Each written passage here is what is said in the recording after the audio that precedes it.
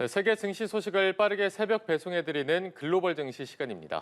최보원 한국투자증권 수석연구원과 함께합니다. 안녕하십니까? 네, 안녕하세요. 네, 뉴욕 증시의 3대 주가 지수가 트럼프 대통령의 관세 정책을 두고 롤러코스터 같은 흐름을 보였습니다. 오늘의 주가 흐름은 어떻게 보셨습니까? 네, 최근에 이 미국 증시 상당히 혼란스러운 모습 보이고 있습니다. 전일 S&P 500 지수, 나스닥 지수는 전일 대비 0.8%, 1.2% 하락했고요.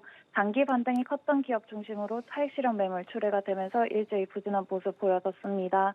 트럼프 행정부의 관세 정책 불확실성이 지속이 되면서 위험 자산에 대한 투자 심리 위축이 되었기 때문인데요. 업종별로도 한번 나누어 보시면은 관세 부담 빠르게 반영이 되는 모습 보이고 있습니다. 미국 매출 비중이 높은 필수 소비재 업체들이 상당히적으로 양호했고 S&P 500 지수 내에서도 필수 소비재 업체들은 상승했지만 유틸리티, 에너지, 헬스케어 업종도 상대적으로 양호했지만 IT 업체는 1.8% 하락했고 필라델피아 반도체 지수도 하루 만에 1.8% 하락했습니다. 경기 불확실성도 높아지면서 경기 소비재 산업재 업종도 1.4%, 1.0% 하락했고요. 예, 관세가 장을 지배하는 키워드인 것 같은데 멕시코에 대한 관세 한 달간 유예됐다는 소식에 낙폭이 크게 줄긴 했지만 중국과 캐나다에 대한 관세 향방이 여전히 불확실한 상황인데요. 눈에 띄는 시장 흐름이 있을까요? 맞습니다. 전일 장 후반에는 미국 주요 지수 일제히 낙폭을 줄이는 모습이 확인이 됐는데요. 멕시코가 국경 강화 계획을 약속을 하면서 관세 부과를 한 달간 유예시키는 것에 합의했기 때문입니다.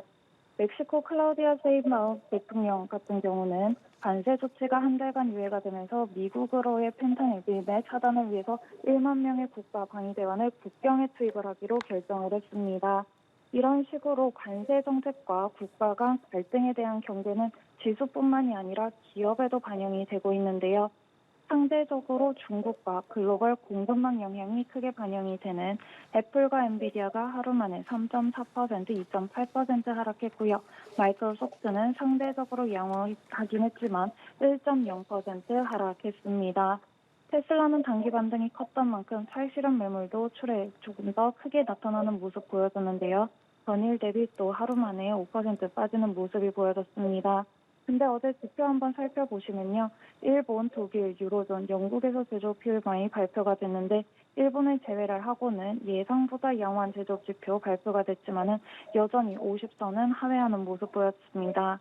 하지만 미국의 S&P 500 글로벌 제조업 PMI는 51.2포인트로 50선을 상회를 했고 기대했던 50.1포인트 대비로도 양호했습니다. 이런 식으로 미국의 매크로 지표는 상대적으로도 양호한 모습은 이어지고 있다는 점 함께 봐주시면 좋겠습니다. 네, 말씀해주신 대로 테슬라의 주가가 관세 전쟁에 대한 우려로 장중에 5% 넘게 하락하기도 했습니다. 캐나다의 전 재무장관이 테슬라 또 그리고 미국의 와인, 맥주에 100% 관세로 받아쳐야 한다 이렇게 발언하기도 했다고요. 맞습니다. 최근에 정책에 대한 부담 상당히 좀 커지고 있는 게 증시 그리고 기업에 다이렉트하게 반영이 되고 있습니다. 네, 그리고 지금 네, 오늘 글로벌 증시 계속 이어가 주시죠. 네, 아무래도 최근에 이 불안한 환경이 이어지고 있는데요. 이번 주 같은 경우에는 미국, 일본 대형 기업들의 실적 발표가 밀집이 되어 있습니다.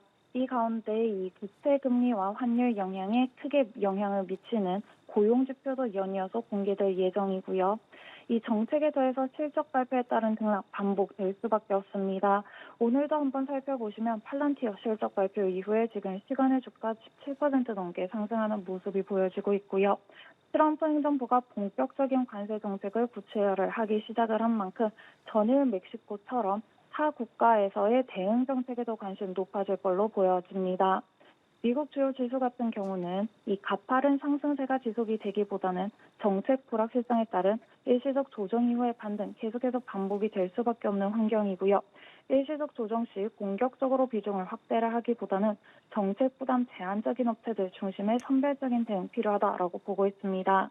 상대적으로 관세 부담 제한적인 업종으로는 IT 업종 내에서도 AI, 소프트웨어, 그리고 대형 성장주 중에서도 커뮤니케이션, 그리고 금융, 인프라주로 보실 수 있겠습니다. 그리고 또 한 가지로는 글로벌 방산업체들 최근에 실적이 발표가 되고 나서 일시적으로 조금 빠지면서 밸류에이션 부담 또 완화가 됐다라는 측면 함께 봐주시면 감사하겠고요. 네, 글로벌 증시 오늘 최보원 한국투자증권 수석연구원과 함께했습니다. 말씀 고맙습니다. 고맙습니다. 감사합니다.